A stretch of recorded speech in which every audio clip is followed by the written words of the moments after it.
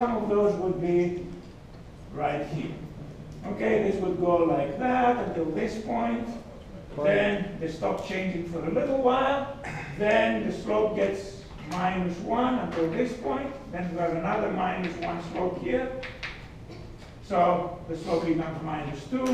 So the addition would have been something like that.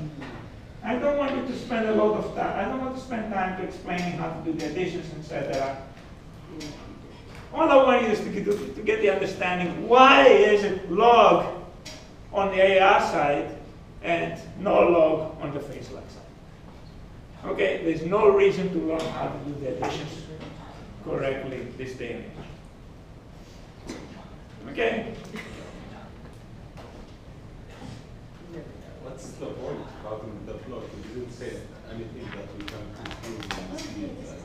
Okay, so we know how to get the plot now, right? Okay, how can we use the plot? Good. Let's go next. How we can use the plot? Well, one thing we can do with the plot, we can always predict what the ultimate response is going to be. So let's do an example, and we'll use again the software in a second, I guess. So let's use an example.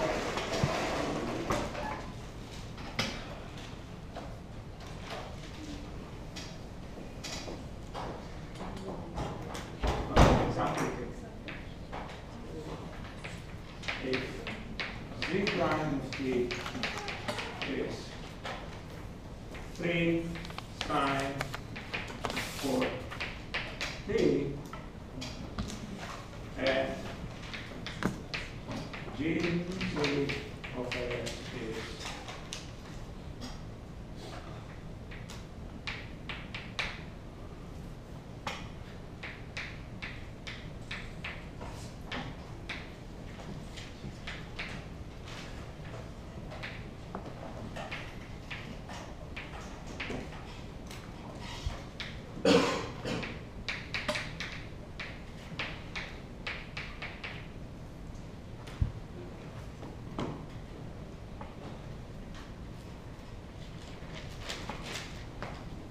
So let's do this example.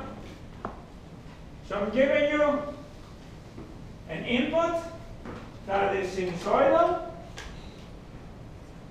and I'm giving you the transfer function, and I'm asking you what is the ultimate response. First thing you need to check is open loop stability. If ZZ has a positive pole, what's the ultimate response? 2 and 5. This is S plus 5 and S. What's the ultimate response if GZ has a positive pole? Oh, it goes up and down. Say it, Mohammed. Inverse response. It goes up. Exactly. It goes up. So remember, all this is if I have open loop stable system. Okay? I don't think this one does it? What? How can we quickly say if this is stable or not? Root array. What's the root array for that? 10, 1, 3, corner, therefore 1. No sign change. It's the Stable. quickest way I've seen in my life. Okay? And if I had -1 here, what would have it been? A trick question, right? Unstable, goes up, no ultimate response. Okay, so let's go back to class. Clear? And notice I'm talking about trick questions like that in class. I've never had a student more upset at me. Very high GPA student, didn't get a very good grade, was not showing up in class, missed all my hints, gave a problem that had something like that. That was a trick problem that I had discussed at least twice in class. 98% of the class got it. He did. You have to be coming to class, guys. And get notes, and if you have friends missing class, at least pay attention to things like that. All right. So, what do I need to do? I'll do a body plot of this to find at what frequency. What's the frequency? frequency I'm interested in? 4, right? Actually, well, okay. I wish I had put a number that is multiple of 10 so we can easily see the number, but okay. All right, let's do it anyway. We can, okay. So, it's open and stable, so we'll have a periodic ultimate response. So what do I need to find out? I need to find the amplitude ratio at what frequency? At 4. And I need to find the argument, the feed, at 4. So if it's not stable, you just stop. You say nope. All right. That doesn't have an ultimate response. The ultimate response blows up. It's not. Those other ones are like. He's gonna put that on Okay. the test. So let's do it.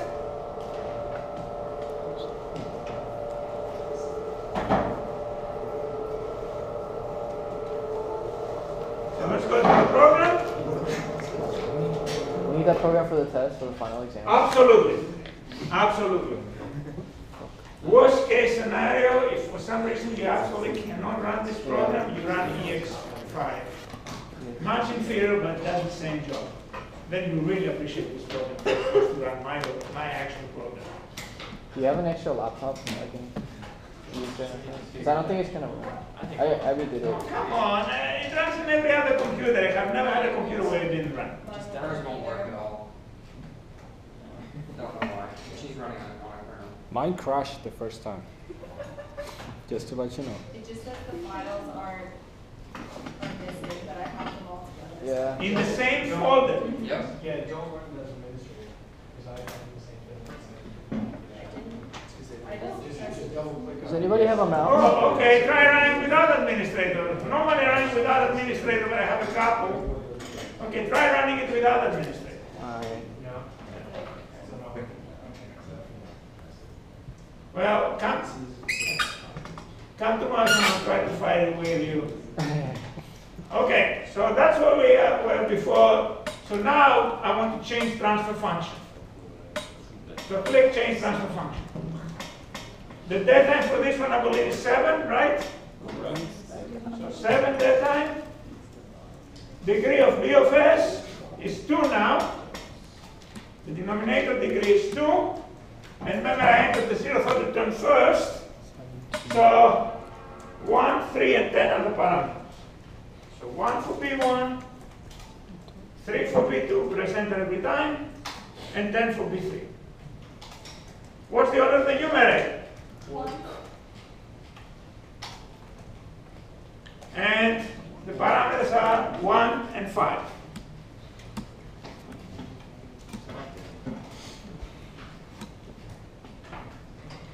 And in this case, what do I really want? I want one particular frequency. I want what frequency? 4. But there's a caveat here.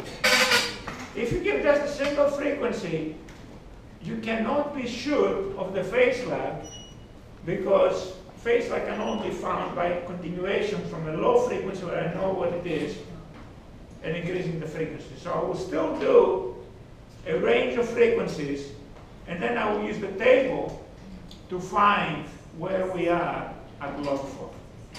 And someone with a calculator, please calculate log base 10 of 4. We need that.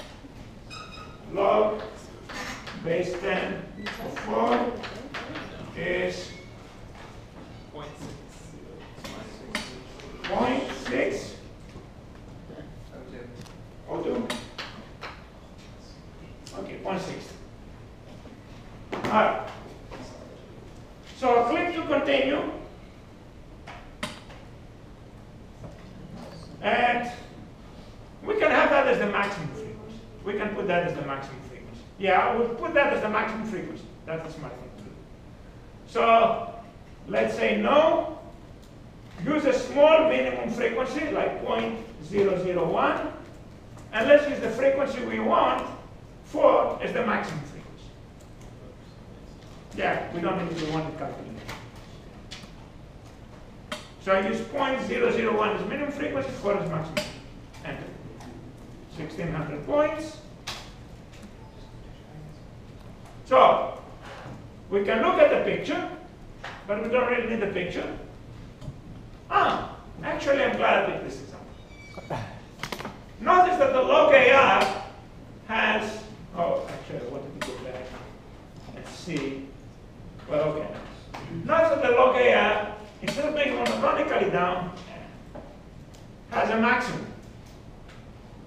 This is happening for systems that have complex conjugate poles. So this system would have a pair of complex conjugate poles. It's stable, but I have a couple of complex conjugate poles. If we run the program, we can see what the roots were. You said if it has a maximum, it has a. It's a characteristic of underdamped systems, systems that have complex conjugate poles. So that has a maximum in the log AR. But anyway, 0.602 upward is the maximum. So right here we are. So what's the phase lag and what's the log AR? We can see it right from the plot. Log AR reading from this line. Okay, this stops at the maximum frequency. So log AR is minus 0.901. With me? And phase lag is minus 1692.8 degrees. Clear? So let's write it down.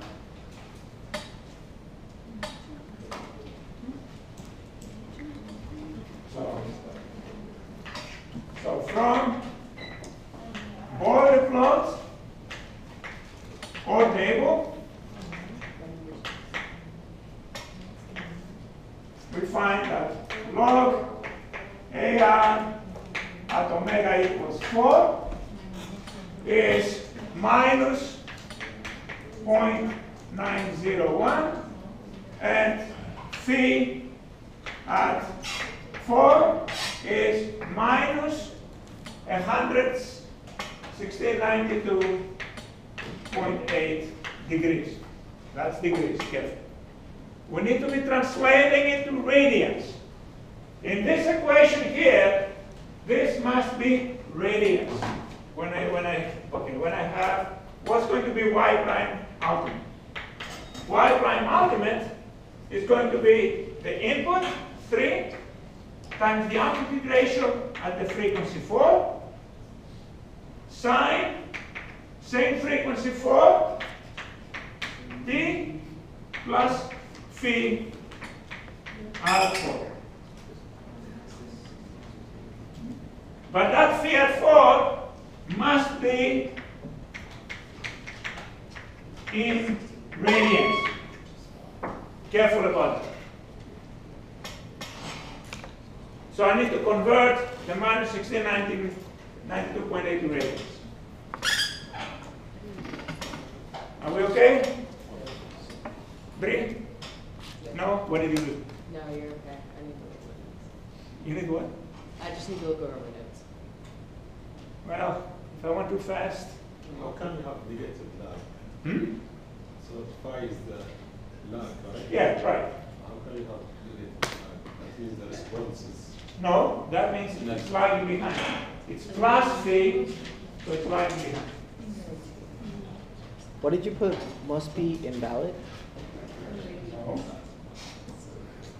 Must be in radians. Oh, in radians. That's a beautiful little.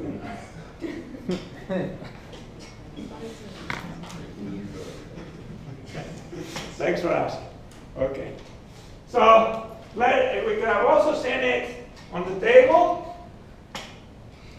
So if you scroll down on the table until you find the minus the 0.602 that was the frequency, so log omega 0.602, which of course is the very last point. We say that log AR minus 0.9011 and phase lag times 10 to the 3, so 1693. Okay, so you could have seen those values in. Okay, so now I need to calculate. Almost done. So,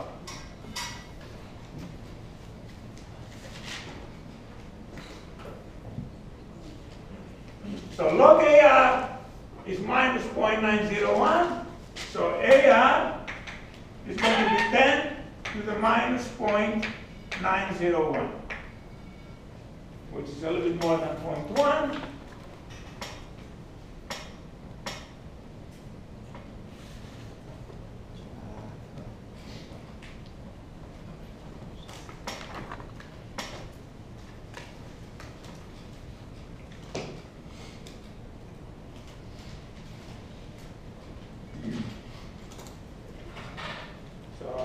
Equals 10 to the. You lied to me.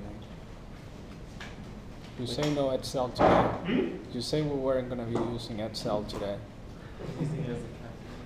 I'm using a calculator. Come on, I don't have a calculator. It's a Use good your one. calculator, Felix. You don't need to use Excel for this.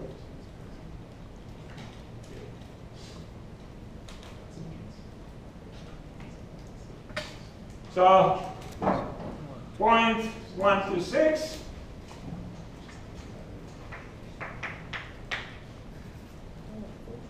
and phi is minus 1692.8 degrees.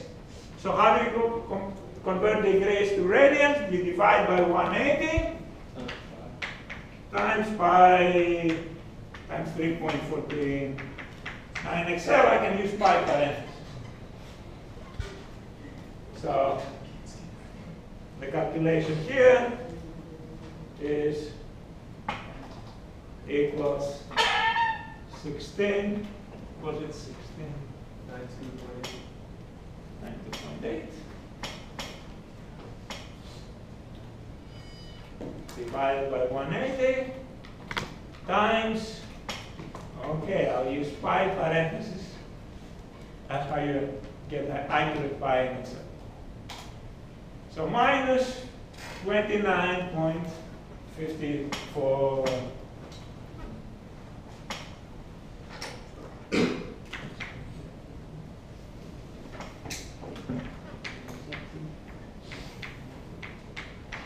I need to do one more calculation. I need 3 times AR at 4. So I can finish it now. So y ultimate at t is going to be the amplitude of the original signal 3 times the amplitude ratio 0.126 times sine. Same frequencies coming in 4 plus phi, so minus 29.54. In other words, that's 0.378.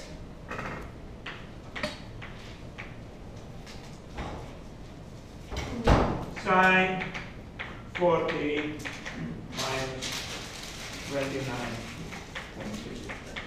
That's the answer. So one thing is good for, we can find what is the ultimate response for any periodic input. If I had put a cosine, it would be the same expression with cosine. Clear, everyone?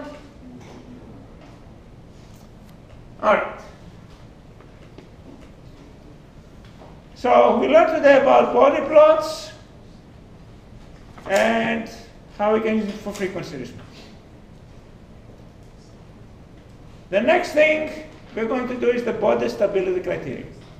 So we have talked about direct calculation, but since you don't know how many closed loop poles you will have, you have to do it numerically and finding numerically complex roots. If it's not polynomial, good luck. That's not really very practical. Root array is great for guidance, but errs the wrong way, particularly problem if the delay is large.